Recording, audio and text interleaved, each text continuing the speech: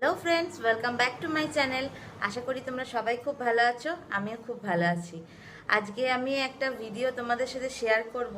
সেটা অবশ্যই যারা পেট লাভার আছো, মানে যাদের বাড়িতে ডগি আছে, সেটা তাদের জন্য। কিছুদিন আগে আমাকে ফেসবুকে দু তিনজন জিজ্ঞেস করেছো যে আমার বাড়িতে যেহেতু তিনটে ডগি আছে, তো আমি তাদেরকে গ্রুমিং কিভাবে করাই, ঠিক আছে, আর এভরি মান্থে আমি করাই কিনা, সেটা তোমরা আমার কাছে জানতে চেয়েছো।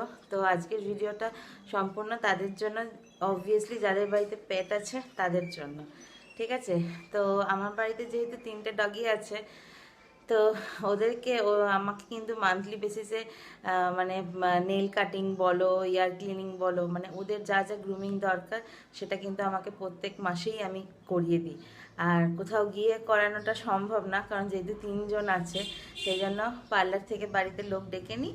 তো তারা এসে সুন্দর করে নখ কেটে দিয়ে যায়, কান পরিষ্কার করে দিয়ে যায়, যেটুকু যদি কোনো লোম মানে ছাঁটার থাকে, ট্রিম করার থাকে, সেগুলো করে দিয়ে যায়। তো এগুলো আমাদের করে দিয়ে যায়।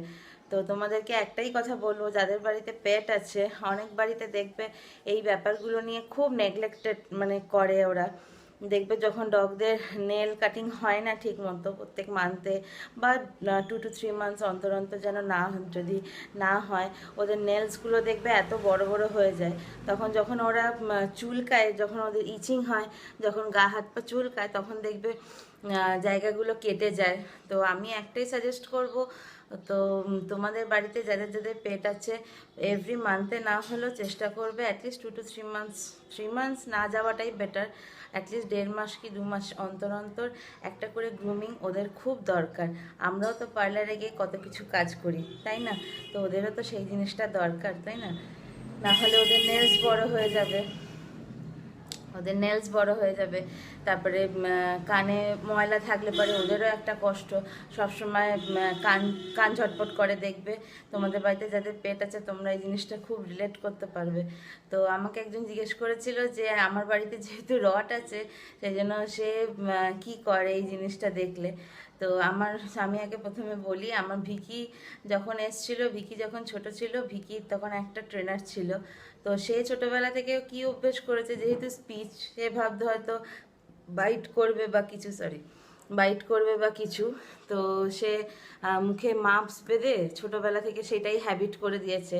ওই জন্য এখন এবার ইভেন একটা জিনিস তোমরা দেখবে, যাদের বাড়িতে পেট আছে, যখন ওদের নেলস কাটা হয় না, ওই যে আওয়াজটা হয়, ওইটাতে কিন্তু ওরা একটু মানে ইনসিকিউর ফিল করে, ওরা একটু ভয়ও পেয়ে যায়। সেই জন্য সেফটি সিকিউরিটির জন্য কিছুক্ষণের জন্য যদি মুখে মাস্ক বেঁধে যদি গ্রুমিংটা করিয়ে নেওয়া যায়, তাহলে ওদের জন্য ভীষণ ভালো। তারপর তো মুখ খুলে দেওয়াই হবে, তারপর তোমরা জল খাওয়া ওদেরকে সাফিসিয়েন্ট, কোনো অসুবিধা নেই। তো ভিকির জন্য এটা করেছে, ডোনাকে এটা করতে হয় না, কারণ যেহেতু ডোনা ল্যাব্রেডার। কিন্তু আমি যখন ক্রেস করতাম, তখন আমার ক্রেসে যখন আসতো, তখন অনেক ল্যাব্রেডারকেও দেখেছি মুখে বাঁশ বেঁধেও কিন্তু তারা কাটতে চায় না, ভীষণ ঝামেলা করে। এই জিনিসগুলো নিয়ে বাড়ির লোকে ভাবে ও তো কাটতে চায় না, তো লিভ ইট, দরকার নেই। কিন্তু এই জিনিসটা কেন করে আমি বুঝতে পারি না। আমাদের যেমন নখ বাড়ে, আমরা যেমন নখ কেটে ফেলতে পারি, ওরা তার মুখে বলতে পারবে না যে মা আমার নখগুলো কেটে দাও বা কিছু। এগুলো তো আমাদেরই দায়িত্বর মধ্যে পড়ে, তাই না? ওদের গ্রুমিংটাও কিন্তু খুব দরকার। তো ভিকিকে এইটা জিনিসটা করেছে। আর ববকে করেছে, বব যখন ছোট ছিল, ববের একবার কান কেটে গেছিলো, তোমাদের সেটার সাথে আমি আগেই সেটা শেয়ার করেছি। তো তখন ওকে আর আর একটা যে দাদা আসতো গ্রুমিং করাতে, সে মাস্ক পরে পরে হ্যাবিট করে দিয়েছে।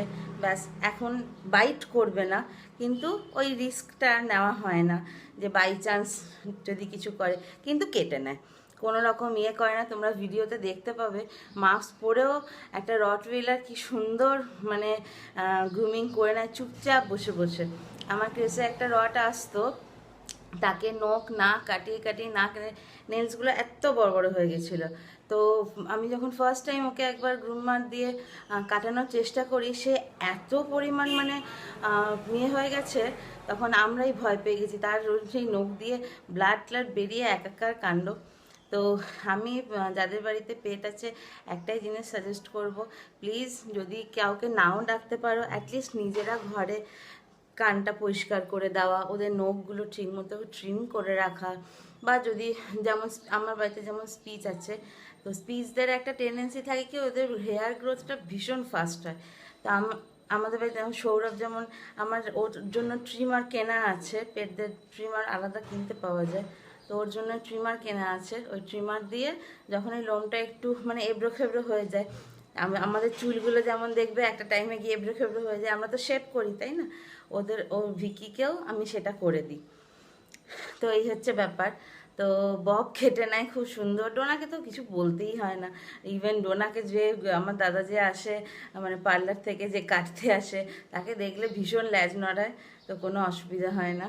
তো আজকের ভিডিওটা তোমাদের তাদের জন্যই যারা ভাবো বাবা বাড়িতে রড থাকলে পরে খুব মুশকিল কাটানো বা কিছু, সেরকম কোনো ব্যাপার না। একটু ওদের সাথেও যদি কোঅপারেট করো তাহলে কিন্তু ওরাও খুব সুন্দরভাবে সব কিছু কেটে নেবে, এটা আমার বিশ্বাস। আর দেখো, কিছুটা তো নিজেদের বাড়ির লোককে তো ওদেরকে চেপে ধরতেই হবে, ওরা তো আর মানে এক জায়গায় চুপচাপ বসে আমাকে বলবে না যে বাবা আমাকে নখগুলো তাড়াতাড়ি তাড়াতাড়ি ছটপট ছটপট কেটে দাও, তাই না? ওরা তো ছটপট ছটপট করতেই থাকবে। আমার ববকে কাটানোর সময় যেমন সৌরভ আর মা ধরে, ও দুজন ধরে। ভিকিকে কাটানোর সময় সৌরভ একা ধরলেই হয়ে যায়। আর ডোনার তো কোনো ব্যাপারই নেই, ওকে যেভাবে বসাবো সেইভাবেই কেটে নেবে। ঠিক আছে, তাহলে চলো আজকের ভিডিওটা, আশা করি যারা আমার মতো পেট লাভার আছো, যারা ইনফরমেশনটা চাইছিলে, তাদের ভীষণ ভালো লাগবে। ভালো লাগলে অবশ্যই লাইক করো, কমেন্ট করো, আর আমার চ্যানেলটাকে সাবস্ক্রাইব করতে ভুলো না কিন্তু। ঠিক আছে, আজকের মতো টাটা, বাই বাই, সবাই ভালো থেকো, সুস্থ থেকো, টাটা।